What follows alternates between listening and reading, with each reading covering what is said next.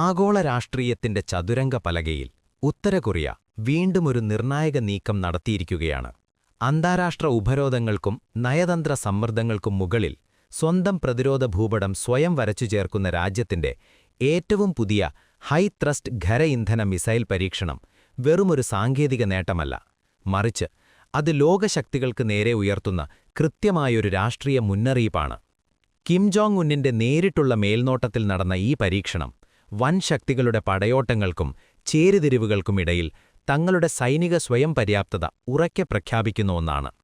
ഈ സാങ്കേതിക മുന്നേറ്റത്തിന്റെ ഏറ്റവും വലിയ പ്രത്യേകത അത് നൽകുന്ന പ്രവർത്തനപരമായ വേഗതയും അപ്രതീക്ഷിത പ്രഹരശേഷിയുമാണ്.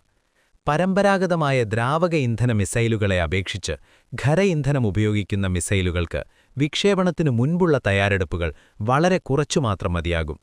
മുൻകൂട്ടി ഇന്ധനം നിറച്ച് സൂക്ഷിക്കാൻ കഴിയുന്ന ഇത്തരം മിസൈലുകൾ ഏതു നിമിഷവും തൊടുത്തുവിടാൻ സാധിക്കുമെന്നതിനാൽ ശത്രുരാജ്യങ്ങളുടെ നിരീക്ഷണ സംവിധാനങ്ങൾക്കോ ഉപഗ്രഹങ്ങൾക്കോ മുൻകൂട്ടി മുന്നറിയിപ്പ് നൽകുക എന്നത് അതീവ ദുഷ്കരമാകും. ആധുനിക യുദ്ധതന്ത്രങ്ങളിൽ വേഗതയും ഒളിഞ്ഞിരിക്കാനുള്ള ശേഷിയും എങ്ങനെ ഒരു രാജ്യത്തിന്റെ വിലപേശൽ ശേഷി വർദ്ധിപ്പിക്കുന്നു എന്നതിന്റെ ഉത്തമ ഉദാഹരണമാണിത്. പരിമിതമായ വിഭവങ്ങൾക്കിടയിലും കഴിവരിച്ച ഈ ആത്മവിശ്വാസം ഉത്തര കൊറിയയുടെ ദീർഘകാല സൈനിക തന്ത്രത്തിന്റെ ഭാഗമാണ്. ഔദ്യോഗിക വാർത്താ ഏജൻസിയായ KCNA റിപ്പോർട്ട് ചെയ്യുന്നതുപോലെ തങ്ങളുടെ തന്ത്രപരമായ ആക്രമണശേഷി വർദ്ധിപ്പിക്കുക എന്ന ലക്ഷ്യം കേവലം പ്രതിരോധത്തിലൊതുങ്ങുന്നതല്ല, മറിച്ച് ആഗോള ശക്തിസമവാക്യത്തിൽ തങ്ങളുടേതായൊരു സ്ഥാനമുറപ്പിക്കാനുള്ള ശ്രമം കൂടിയാണ്. നയതന്ത്ര ചർച്ചകൾ വഴിമുട്ടി നിൽക്കുന്ന സാഹചര്യത്തിൽ ആണവശക്തി എന്ന പദവിയിൽ നിന്ന് പിന്നോട്ടില്ലെന്ന കർക്കശമായ നിലപാട് ഈ പരീക്ഷണത്തിലൂടെ കൂടുതൽ വ്യക്തമാകുന്നു. ലോകമുറ്റുനോക്കുന്ന ഈ പുതിയ ശക്തിപ്രകടനം വരും നാളുകളിൽ അന്താരാഷ്ട്ര ബന്ധങ്ങളിൽ വലിയ തോതിലുള്ള ചലനങ്ങൾ സൃഷ്ടിക്കുമെന്നുറപ്പാണ്. കോമ്പോസിറ്റ് കാർബൺ ഫൈബർ മെറ്റീരിയൽ ഉപയോഗിച്ച് പുതുതായി നവീകരിച്ച എഞ്ചിന്റെ ഗ്രൗണ്ട് ജെറ്റ് ടെസ്റ്റ് കിം വീക്ഷിച്ചുവെന്ന് KCNA റിപ്പോർട്ട് ചെയ്യുന്നത്. സെപ്റ്റംബറിൽ സമാനമായ ഖര ഇന്ധന എഞ്ചിൻ പരിശോധനയിൽ ഏകദേശം 1971 കിലോടൺ കരുത്തു രേഖപ്പെടുത്തിയ എഞ്ചിന്റെ പരമാവധി വിശ്വാസ്യത 2500 കിലോടൺ ആണെന്ന് KCNA റിപ്പോർട്ട് ചെയ്യുന്നു.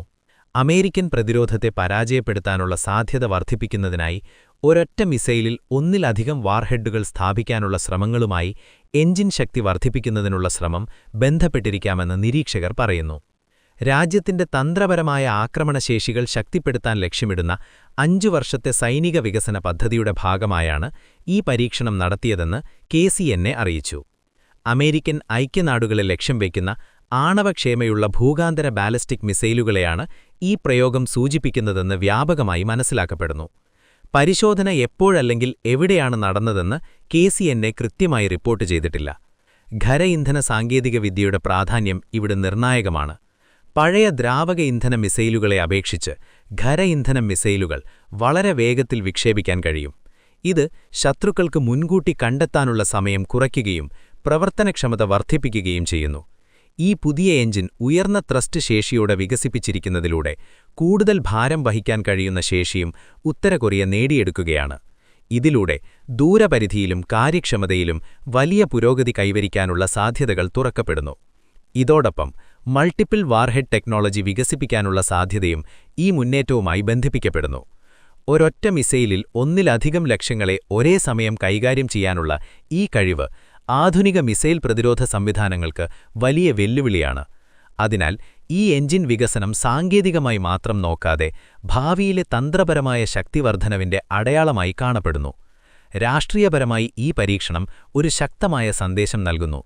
ആഗോള സംഘർഷങ്ങളും ശക്തിപ്പോരാട്ടങ്ങളും നിലനിൽക്കുന്ന സാഹചര്യത്തിൽ ഉത്തര കൊറിയ തന്റെ സുരക്ഷയും സ്വയം നിർണയശേഷിയും ഉറപ്പാക്കാനുള്ള ദൃഢനിശ്ചയം വ്യക്തമാക്കുന്നു.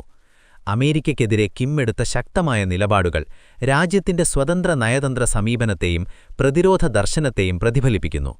സമീപവർഷങ്ങളിൽ ഉത്തര കൊറിയ ഭൂഗാന്തര ബാലിസ്റ്റിക് മിസൈലുകളുടെ ഒന്നിലധികം പരീക്ഷണങ്ങൾ നടത്തിയിട്ടുണ്ട്.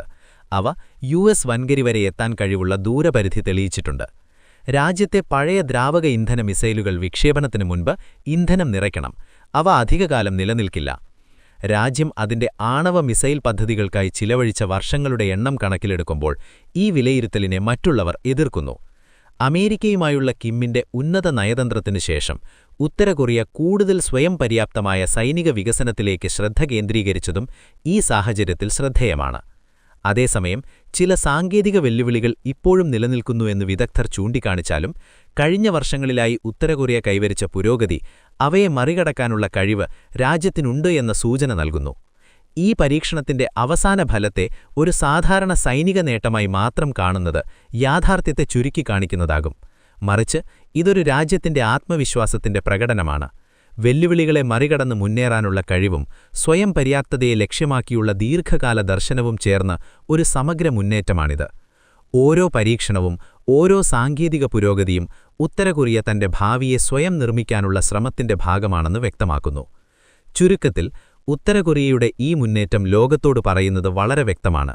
ശക്തിയെന്നത് വെറും വിഭവങ്ങളിൽ മാത്രം അധിഷ്ഠിതമല്ല, മറിച്ച് ദൃഢനിശ്ചയത്തിലും സാങ്കേതിക മികവിലുമാണ്. ഈ പുതിയ എഞ്ചിൻ പരീക്ഷണം ഉത്തര കൊറിയയുടെ സൈനിക ശക്തിയെ മാത്രമല്ല, സ്വന്തം വഴിയിൽ മുന്നേറാനുള്ള ആത്മവിശ്വാസത്തെയും അടയാളപ്പെടുത്തുന്ന ഒരു നിർണായക ചുവടുവയ്പ്പാണ്. ഭാവിയിലെ ലോകശക്തി സമവാക്യങ്ങളിൽ ഈ ആത്മവിശ്വാസം തന്നെ ഏറ്റവും വലിയ ആയുധമായി മാറാൻ സാധ്യതയുണ്ട്.